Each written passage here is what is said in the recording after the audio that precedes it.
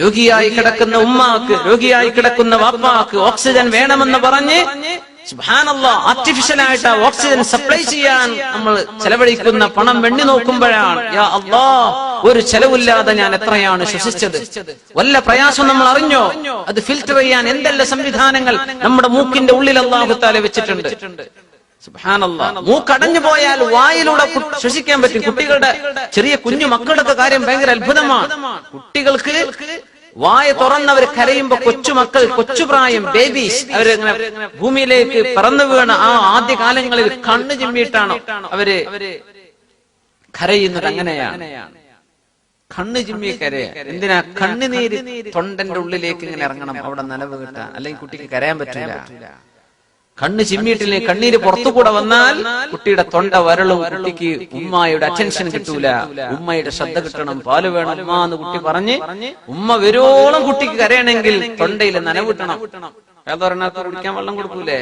ആ വെള്ളം കുഞ്ഞിന് കണ്ണിന്റെ ഉള്ളിലൂടെ അല്ലാഹു കൊടുക്കുക. പുറത്തേക്ക് കണ്ണീര് വരുന്നില്ല, കുഞ്ഞിന്റെ കണ്ണീര് ഉള്ളിൽ കൂടെ കൊടുക്കുകയാണ്. മൂക്കടഞ്ഞു പോയാലും കുഞ്ഞ് ശ്വസിക്കുന്നുണ്ട് അല്ലേ? ഡോക്ടർമാര് ചോദിക്കൂലേ ഉറക്കത്തിൽ വായ തുറക്കുന്നുണ്ടോ ഇല്ലേ എന്ന്? ചില രോഗങ്ങളെ ഡയഗ്നോസ് ചെയ്യാൻ അവർ ചോദിക്കും.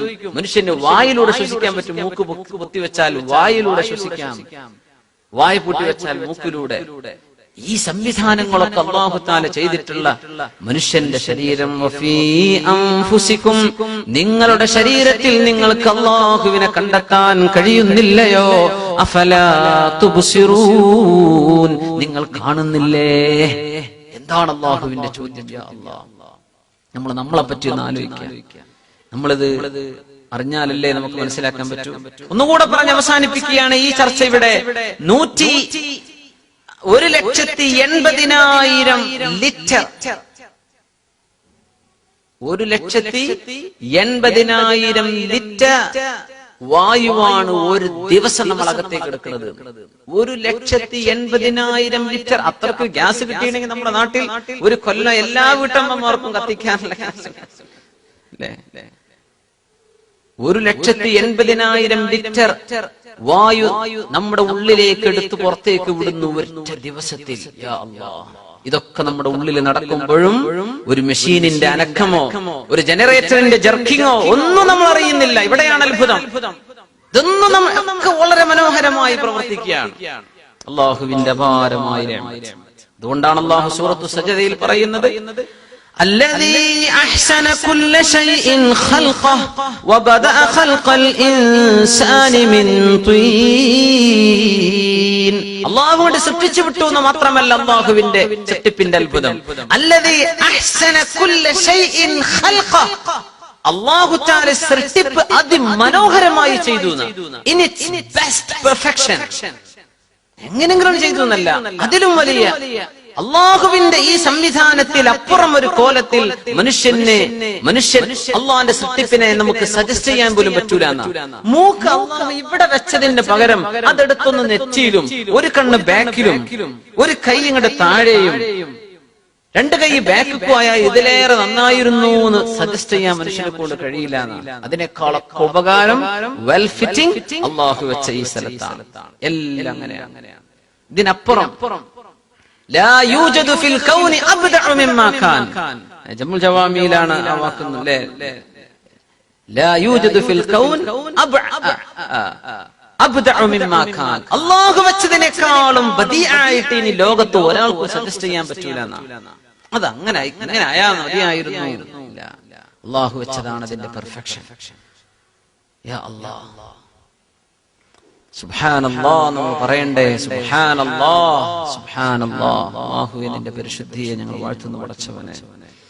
വല്ലാഹു ഖലഖ കുല്ല ദാബത്തിൻ മിമ്മാ, എല്ലാ ജീവജാലങ്ങളെയും വെള്ളത്തിൽ നിന്ന് പടച്ചവനാണ് അല്ലാഹു. ഏറ്റവും വലിയൊരു സയൻസിലേക്കാണ് ഈ പോകുന്നത്. മനുഷ്യന്റെ എല്ലാ ജീവജാലങ്ങളുടെ ശരീരത്തിലും ഏറ്റവും കൂടുതലുള്ള സാധനം വെള്ളമാണ്. ഇത് നമുക്ക് ഇപ്പൊ അടുത്ത കാലത്തെ അറിയാൻ പറ്റിയിട്ടുള്ളൂ. നമുക്കത് അറിഞ്ഞിട്ടില്ല വെള്ളമാണ്. അല്ലാഹു ഖലഖ കുല്ല ദാബത്തിൻ മിമ്മാ, എല്ലാ ജീവജാലങ്ങളെയും അല്ലാഹു ആദ്യമായി പടച്ചത് വെള്ളത്തിൽ നിന്നാണ്. അല്ലാഹു പടച്ചത് ആദ്യം പടച്ചത് എന്നർത്ഥമുണ്ട്. പിന്നെ എല്ലാ ജീവജാലങ്ങളുടെയും സൃഷ്ടിപ്പ് വെള്ളത്തിനാലാണ്, ജലം കൊണ്ടാണ് അതിന്റെ നിലനിൽപ്പ് എന്നും ഇതിനർത്ഥമുണ്ട്. രണ്ടർത്ഥമാണ്. ഇപ്പോ ബയോളജിസ്റ്റുകൾ പറയുന്ന ഒരു സംഭവം, ജീവികൾ ഇല്ലാത്തൊരു കാലം ലോകത്ത് കഴിഞ്ഞു പോയിട്ടുണ്ടെന്നാണ്. ചെടികളില്ലാത്ത കാലം, ജീവജാലങ്ങൾ, മനുഷ്യന്റെ ഒരുപാട് മില്യൺ വർഷങ്ങൾക്ക് മുമ്പ് ഇതൊന്നും ഇല്ലാത്ത കാലത്തും ജലം എന്ന സാധനം ഉണ്ടായിരുന്നുവെന്നും ജലത്തിൽ നിന്നാണ് ജീവന്റെ ആവിർഭാവമെന്നും ബഹുഭൂരിപക്ഷം സയന്റിസ്റ്റുകളും പ്രഖ്യാപിക്കുകയാണ്. എത്രയാണ്? ബ്രീത്തിങ്. സുബ്ഹാനല്ലാഹ്. 17,280,000 times per day. നമ്മള് സുബ്ഹാനല്ലാഹ്, how many breaths does a person average each day? ഒരു ദിവസം നമ്മൾ എത്ര ശ്വസിക്കുന്നുണ്ട്? സുബ്ഹാനല്ലാഹ്. നമുക്ക് നെറ്റൊക്കെ നമ്മൾ എങ്ങനെയൊക്കെ ഉപയോഗിച്ച് അതിന്റെ അള്ളാഹുവിന്റെ നിഅമത്ത് മനസ്സിലാക്കണം മുഅ്മിനീങ്ങളെ. വെറുതെ ഫേസ്ബുക്കിൽ ഇരുന്ന് ചാറ്റ് ചെയ്ത് നേരം കഴിച്ച് അല്ലാഹു തആലാന്റെ ഒരുപിടി അത്ഭുതങ്ങൾ മനസ്സിലാക്കേണ്ട നേരത്ത് വെറുതെ എനിക്കിഷ്ടാണ് എനിക്കും ഇഷ്ടമാണെന്ന് പറഞ്ഞ് മനുഷ്യന്മാരിരുന്ന് എന്തിനാണ്? ടെക്നോളജിക്ക് അള്ളാഹുവിന് വേണ്ടി ഉപയോഗിക്കേണ്ട ഭയങ്കര നിഅമത്താണ്. ഓരോ വിഷയം നമുക്ക് എൻക്വയറി എത്ര എളുപ്പമാണ്. ഒരു ലൈബ്രറിയിൽ കയറിയിരുന്ന് ദിവസങ്ങളോളം എടുക്കേണ്ട റിസർച്ചുകളൊക്കെ എത്ര പെട്ടെന്ന് നമ്മുടെ ഫിംഗർ ടിപ്സിൽ നമുക്ക് പെട്ടെന്ന് ചെയ്തെടുക്കാൻ പറ്റുന്നത് അത്ഭുതങ്ങളാണ്. സയൻസ് നമ്മളാ പഠിക്കും, മുസ്ലിമീങ്ങളാ പഠിക്കേണ്ടത്, നമ്മളാണത് പഠിക്കേണ്ടത്. കാരണം നമ്മളോടാണ് അല്ലാഹു ഇതൊക്കെ പറയുന്നത്. സുബ്ഹാനല്ലാഹ്. അതിന്റെ ഏറ്റവും ആദ്യത്തെ റെസിപ്പിയൻസ് നമ്മളാണ് അതിന്റെ ആദ്യം സ്വീകരിക്കേണ്ട ആളുകൾ. അപ്പോ ബയോളജിസ്റ്റുകൾ വരെ ഇപ്പൊ ചർച്ച ചെയ്യുന്നത് ആവിർഭാവം വെള്ളത്തിനാലാണോ അല്ലേ? പക്ഷെ അത് സമ്പൂർണമായിട്ട് അംഗീകരിക്കപ്പെട്ടില്ല. ഒരു പിടി ശാസ്ത്രകാരന്മാർ സ്ട്രോങ്ലി സജസ്റ്റ് ചെയ്യുന്നത് ജീവന്റെ ഉത്ഭവം വെള്ളത്തിൽ നിന്നാണ്. പക്ഷെ അല്ലാഹു തആല ഇത് തീർത്തു പറയുന്ന ഒരു ഭാഗമുണ്ട് സൂറത്തുൽ അംബിയ. വജഅൽനാ മിനൽ മാഇ കുല്ല ശൈഇൻ ഹയ്യ്, എല്ലാ ജീവനുള്ള വസ്തുക്കളെയും വെള്ളത്തിൽ നിന്നാണ് നാം സൃഷ്ടിച്ചത്. സൂറത്തുൽ അംബിയ. എല്ലാ ജീവനുള്ള വസ്തുക്കളുടെയും സൃഷ്ടിപ്പിന്റെ ആവിർഭാവം ജലമാണ്, വെള്ളമാണ്. അത്ര വലിയ അത്ഭുതമാണ് അല്ലാഹു തആല ചെയ്തത്. ജലം എന്ന് പറഞ്ഞ സാധനം എന്താ?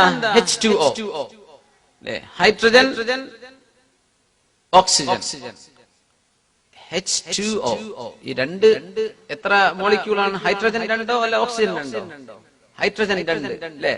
2 ഹൈഡ്രജൻ മോളിക്യൂളും ഒരു ഓക്സിജനും കൂടുമ്പോ വെള്ളമായി.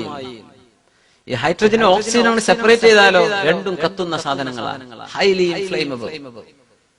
വെള്ളത്തെ അതിന്റെ രണ്ടും ഹൈഡ്രജനും ഓക്സിജനും കൂടുമ്പോ പച്ചവെള്ളമായി. ഇത് രണ്ടും സെപ്പറേറ്റ് ചെയ്താൽ ഹൈഡ്രജന് ഘടകത്തെ ഓക്സിജനിൽ നിന്ന് മാറ്റി നിർത്തിയാൽ ഈ രണ്ട് വാതകങ്ങളും കത്താൻ സഹായിക്കുന്നവയാണ്. അതാണ് അത്ഭുതം. പക്ഷെ വെള്ളം കൊണ്ട് കൊടുത്താൽ കത്തുന്നത് അണഞ്ഞു പോവുകയും ചെയ്യും. സുബ്ഹാനല്ലാഹ്. എല്ലാ സൃഷ്ടിപ്പിന്റെയും തുടക്കം വെള്ളത്തിൽ നിന്നാണെന്ന് പരിശുദ്ധ. ഇതൊക്കെ 21-ാം നൂറ്റാണ്ടിനെ പിടിച്ചുകുലുക്കിയ ഖുർആനിന്റെ അത്ഭുതങ്ങളാണ്. ഭയങ്കരമായിട്ട് പഠനങ്ങൾ നടന്നിട്ടുണ്ട് വിഷയം. അള്ളാഹുവിന്റെ കലാമാണ് ഖുർആൻ എന്ന് ഈ കാലക്കാരനെ ബോധ്യപ്പെടാൻ ഇതിലപ്പുറം തെളിവുകൾ വേണ്ടെന്നാണ് അല്ലാഹു തആല ചിന്തിപ്പിക്കുകയാണ്. സൂറത്തുൻ നൂറിൽ ഈ വിഷയമാണ് അല്ലാഹു തആല നമുക്ക് പറഞ്ഞു. അത് മാത്രമല്ല, എല്ലാ ജീവജാലങ്ങളും ഭൂമിയിൽ തന്നെ നമുക്ക് മനസ്സിലാക്കാൻ കഴിയുന്ന ജീവന്റെ ഉത്ഭവം വെള്ളത്തിൽ നിന്നാണല്ലോ. ജീവൻ എന്ന് പറഞ്ഞാൽ ചെടി ജീവനാണ്. ജീവജാലങ്ങൾ, പ്രാണികൾ ഒക്കെ മഴ പെയ്താൽ ഇതൊക്കെ ഉണ്ടാവുന്നില്ലേ? മഴയത്ത് മാത്രം കാണപ്പെടുന്ന ചില ഇഴജന്തുക്കളല്ലേ നാട്ടിലൊക്കെ?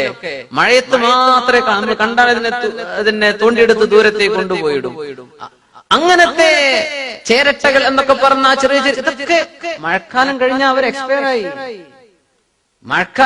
അടുത്ത മഴക്കാലം വരെ ഇവരാരും പോയി ഒളിച്ചിരിക്കല്ല, അവര് ജീവൻ ഒടുങ്ങുകയാണ്. പിന്നെ ചൂട് കാലത്ത് ഇവർക്ക് നിൽക്കാൻ പറ്റില്ല. അടുത്ത മഴക്കാലം വരുമ്പോ ഇവരൊക്കെ ഉഷാറായിട്ട് ലൈനായിട്ട് വരുന്നത് എവിടുന്നാണ് ഈ വരുന്നത്? മണ്ണിലേക്ക് വെള്ളം അല്ലാഹുവിനെ ഇറക്കിയപ്പോ മണ്ണിൽ നിന്ന് ജീവൻ ഉത്ഭവിക്കുകയാണ്. മണ്ണിന് അങ്ങനെ അത്ഭുതമുണ്ട്. വലിയ വലിയ ജലാശയങ്ങൾ നടന്ന പഠനങ്ങൾ അങ്ങനെയാണ്. 18 വർഷത്തോളം മഴ പെയ്യാതിരുന്ന ഒരു പ്രദേശത്ത് ഒരു സുപ്രഭാതത്തിൽ മഴ പെയ്തു. 4-5 ദിവസങ്ങൾക്കുള്ളിൽ കൊച്ചു കൊച്ചു തവളകളും കൊച്ചു മീനുകളും കാണാൻ തുടങ്ങി. എവിടെ? 18 കൊല്ലമായിട്ട് മഴ പെയ്യാത്ത ഇടത്ത്. സുബ്ഹാനല്ലാഹ്. എന്തേ? മണ്ണിലേക്ക് വെള്ളം ചേരുമ്പോൾ അതിനുള്ളിൽ അല്ലാഹു ജീവൻ വെച്ചിട്ടുണ്ട്. മിൻഹാ ഖലഖനാകും. മനുഷ്യ, നിന്നെ ഞാൻ പടച്ചത് മണ്ണിൽ നിന്നാണ്. ആദം നബി അലൈഹിസ്സലാം ഉത്ഭവം അവിടെയാണ്.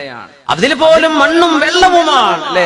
കുന്തു നബിയൻ വ ആദമു ബൈനൽ മാഇ വത്തീൻ ശഫീഉനാ റസൂലുള്ളാഹി സ്വല്ലല്ലാഹു അലൈഹി വസല്ലം. ഞാൻ അന്ന് നബിയായിരുന്നു. സ്വഹീഹായ ഹദീസാണത്. വ ആദമു, ആദം നബി അലൈഹിസ്സലാം ആണെങ്കിലോ ആ നേരം ബൈനൽ മാഇ വത്തുറാബ്, വെള്ളത്തിന്റെയും തുറാബിന്റെയും മണ്ണിന്റെയും ഇടയിലാണ്. അങ്ങോട്ട് മിക്സ് ചെയ്ത് ആയിട്ട് പോലുമില്ല. അന്നും അല്ലാഹു എന്റെ നൂറാനിയത്ത് പടച്ചു വന്ന് ശഫീഉനാ റസൂലുള്ളാഹി സ്വല്ലല്ലാഹു അലൈഹി വസല്ലം. വെള്ളത്തിൽ നിന്നാണ് അവിടെയും ഉത്ഭവം.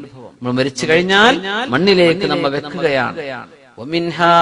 എന്താണ് ആ വാക്കുകളൊക്കെ? ഒരു മയ്യത്തിനെ മറവാടുമ്പോ കിട്ടുന്ന ആ ഒരു മെസ്സേജ് നമുക്ക് ഈ നാട്ടിൽ അത് കിട്ടുന്നില്ല. എന്ത് ചെയ്യാൻ?